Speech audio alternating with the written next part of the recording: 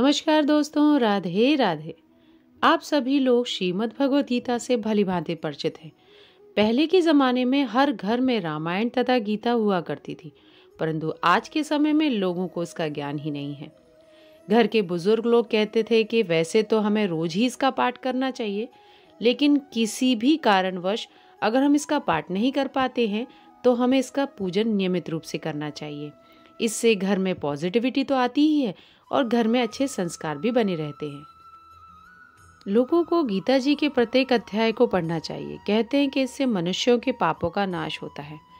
तो आज के इस वीडियो में मैं आपको गीता के अध्याय के महात्म्य के बारे में बताऊंगी और यह भी बताऊंगी कि इन अध्यायों को आपको क्यों पढ़ना चाहिए। मैं हूं अनीता और आप देख रहे हैं नॉलेज। बातें बहुत हो गई, चलिए वीडियो शुरू करते हैं।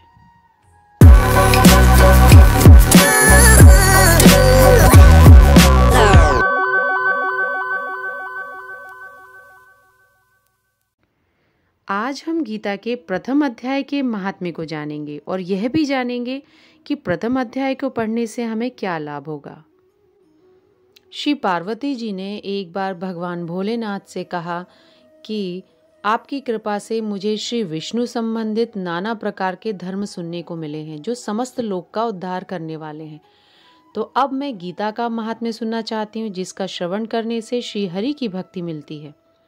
उस पर श्री महादेव जी बोले, जिनका श्री विग्रह अलसी के फूल की भांति श्याम वर्ण का है, पक्षीराज गरुण ही उनके वाहन है, जो अपनी महिमा से कभी च्युत नहीं होते और शेषनाग की सैया पर शयन करते हैं, उन भगवान महाविष्णु की हम उपासना करते हैं।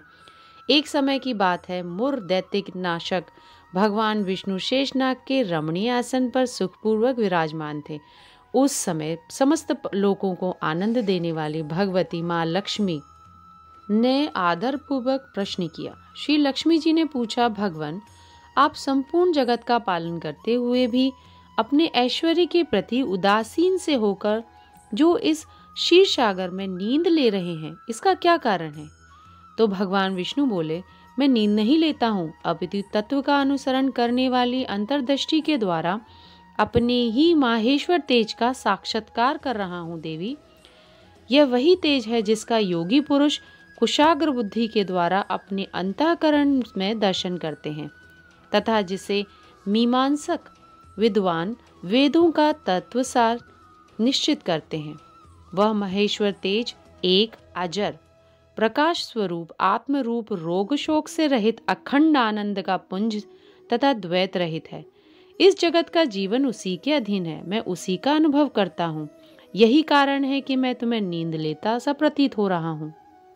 लक्ष्मी जी ने फिर प्रश्न किया कि ऋषिकेश, आप ही योगी पुरुषों के ध्येय हैं, आपके अतिरिक्त भी कोई ध्यान करने योग्य तत्व है? यह जानकर मुझे बड़ा कौतूहल हो रहा है। इस चराचर जगत की सृष्टि और संहार करने वाले स्वयं आप ही हैं। आप सर्वसमर्थ हैं। इस प्रकार की स्थिति में होकर भी यदि आप उस परम तत्व से भिन्न हैं तो मुझे उसका बोध कराइए, मुझे बताइए उसके बारे में। तब भगवान श्री विष्णु बोले, आत्मा का स्वरूप द्वैत और अद्वैत से पृथक, भाव और अभाव से मुक्त तथा आदि और अंत से रहित है। शुद्ध ज्ञान के प्रकाश से उपलब्ध होने वाला तथा परमानंद स्वरूप होने के कारण एकमात्र सुंदर है। वही मेरा ईश्वरीय रूप है। आत्मा का एक तत्व ही सबके द्वारा जानने योग्य है। गीता शास्त्र में इसी का प्रतिपादन हुआ है। अमित तेजस्वी भगवान विष्णु के ये वचन सुनकर लक्ष्मी देवी ने शंका उपस्थित करते हुए कहा, भगवान, यदि आपका स्वरूप स्वयं परमानंदमय और मन वाणी की पहुंच के बाहर है तो गीता कैसे इसका बोध कराती है? मेरे इस संदेह का आप निवारण कीजिए। तब भगवान विष्णु बोले, हे सुंदरी, सुनो, मैं गीता में अपनी स्थिति का वर्णन करता हूँ। क्रमशः 5 अध्यायों को तुम 5 मुख जानो, 10 अध्यायों को 10 भुजाएं समझो तथा 1 अध्याय को उदर और 2 अध्यायों को दोनों चरण कमल जानो। इस प्रकार यह 18 अध्यायों की वामांगी ईश्वरी मूर्ति ही समझनी चाहिए। यह ज्ञान मात्र से ही महान पातकों का नाश करने वाली है। जो उत्तम बुद्धि वाला पुरुष गीता के 1 या आधे अध्याय का 1 या आधे चौथाई श्लोक का भी प्रतिदिन अभ्यास करता है, वह सुकर्मा के समान मुक्त हो जाता है। इस पर श्री लक्ष्मी जी ने पूछा, हे देव, सुकर्मा कौन था, किस जाति का था और किस कारण से उसकी मुक्ति हुई? तब भगवान श्री विष्णु बोले, प्रिय, सुकर्मा बड़ी खोटी बुद्धि का मनुष्य था। पापियों का तो वह शिरोमणि ही था। उसका जन्म वैदिक ज्ञान से शून्य एवं क्रूरतापूर्ण कर्म करने वाले ब्राह्मणों के कुल में हुआ था। वह न ध्यान करता था, न जप करता था, न होम करता था, न अतिथियों का सत्कार करता था। वह लंपट होने के कारण सदा विषयों के सेवन में ही आसक्त रहता था। हल जोतता और पत्ते बेचकर जीविका चलाता था। उसे मदिरा पीने का व्यसन था। वह मांस भी खाया करता था। इस प्रकार उसने अपने जीवन का दीर्घकाल व्यतीत कर दिया। एक दिन मूढ़ बुद्धि सुकर्मा पत्ते लाने के लिए किसी ऋषि की वाटिका में घूम रहा था। इसी बीच में काल रूपधारी काले सांप ने उसे डस लिया। सुकर्मा की मृत्यु हो गई। तदंतर वह अनेक नरकों में जाकर वहीं की यातनाएं भोग कर मृत्यु लोक में लौट आया। वहां वो बोझ ढोने वाला बैल हो गया। उस समय किसी पंगु ने अपने जीवन को आराम से व्यतीत करने के लिए उसे खरीद लिया। बैल ने अपनी पीठ पर पंगु का भार ढोते हुए बड़े कष्ट से 7-8 वर्ष बिताए। एक दिन पंगु ने किसी ऊंचे स्थान पर बहुत देर तक बड़ी तेजी के साथ उस बैल को घुमाया। उससे वह थककर बड़े वेग से पृथ्वी पर गिरा और मूर्छित हो गया। उस समय वहां कौतूहलवश आकृष्ट हो बहुत से लोग एकत्रित हो गए। उस जन समुदाय में किसी पुण्यात्मा व्यक्ति ने उस बैल का कल्याण करने के लिए उसे अपना पुण्य दान दिया। तत्पश्चात कुछ दूसरे लोगों ने भी अपने अपने पुण्यों को याद करके उसे जीवन दान दिया। उस भीड़ में एक वैश्या भी खड़ी थी। उसे अपने पुण्य का पता नहीं था, तो भी उसने लोगों की देखा देखी उस बैल के लिए कुछ त्याग किया। तदंतर यमराज के दूत उस मरे हुए प्राणी को पहले यमपुरी में ले गए। वहां पर विचार करा कि वैश्या के दिए हुए पुण्य से पुण्यवान हो गया है, उसे छोड़ दिया जाए। फिर वह भूलोक में आकर पृथ्वी पर आकर उत्तम कुलशील वाले ब्राह्मणों के घर में उत्पन्न हुआ। उस समय भी उसे अपने पूर्व जन्मों की बातें याद रहीं। बहुत दिनों के बाद अपने अज्ञान को दूर करने के लिए वह उस वैश्या के पास गया और उसे दान की बात बतलाते हुए उसने पूछा, तुमने कौन सा पुण्य दान किया था? वैश्या ने उत्तर दिया, वह पिंजरे में बैठा हुआ तोता प्रतिदिन कुछ पढ़ता है, उससे मेरा अंतःकरण पवित्र हो गया है। उसी का पुण्य मैंने तुम्हारे लिए दान किया था।